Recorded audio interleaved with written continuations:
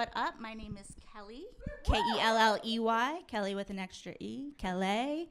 I grew up in Los Angeles. I'm a native Angelino. We exist, hi.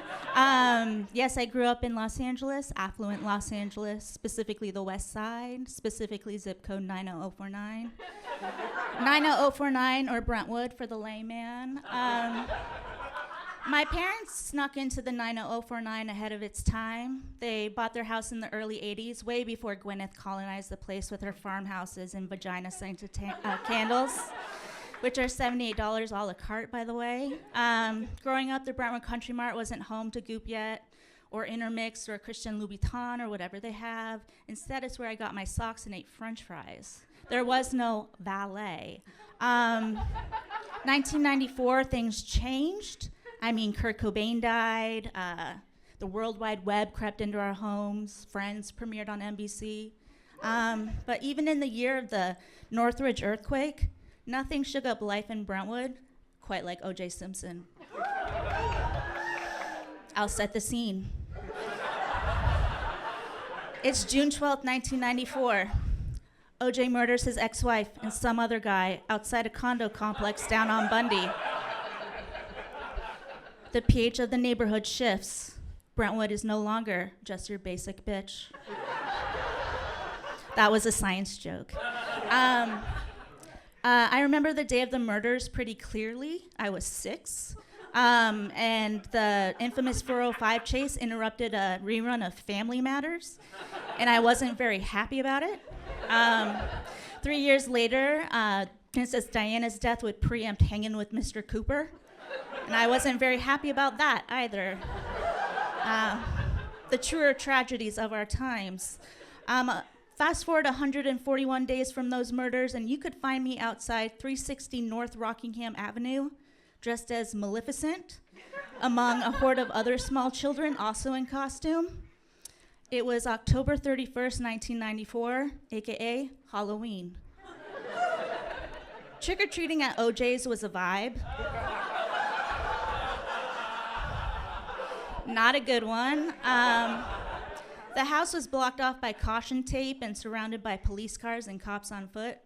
It didn't really look like your normal haunted house, but it did indeed feel spooky, like we weren't supposed to be there.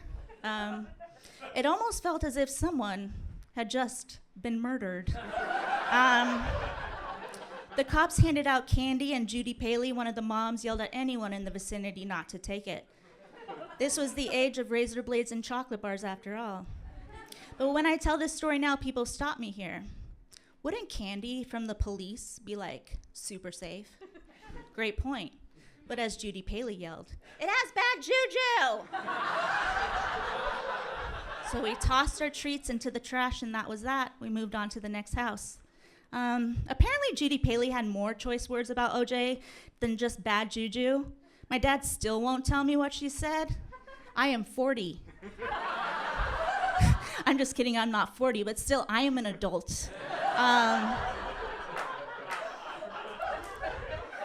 remember when the house was demolished on Rockingham, the newscopters were very, very loud. They shook the house, and more importantly, they interrupted whatever I was watching on television. Yes, core memories. I don't remember the exact show. That was it, because nobody had died that day. There wasn't enough trauma to fully imprint.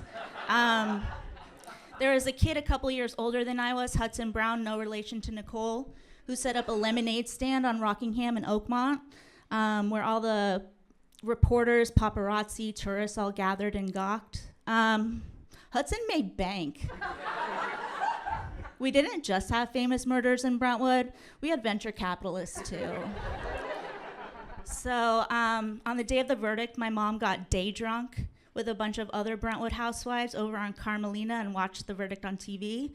Eventually, they noticed the newscopters following OJ going west down Sunset Boulevard. He was coming home to the 90049, baby. And those Brentwood housewives were not prepared. There was a murder on the loose, and oh God, the traffic.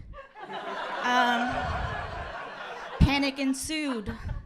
My mom, not an athlete, bless her heart, decided to sprint the couple of blocks home. She ended up twisting her ankle halfway, and honestly, I don't think she's ever fully recovered. So OJ was more of a nuisance than anything else. OJ didn't really come up personally for me again until I discovered this comedy years later. Comedians love OJ. And what's not to love? Yeah, actually, OJ came up earlier this year in an episode of Everybody's in LA on Netflix, appropriately enough. OJ also died this year, but that TV show was much more relevant to me in my life.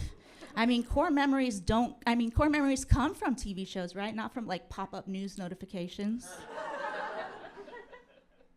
OJ died. And that's been my time. Thank you.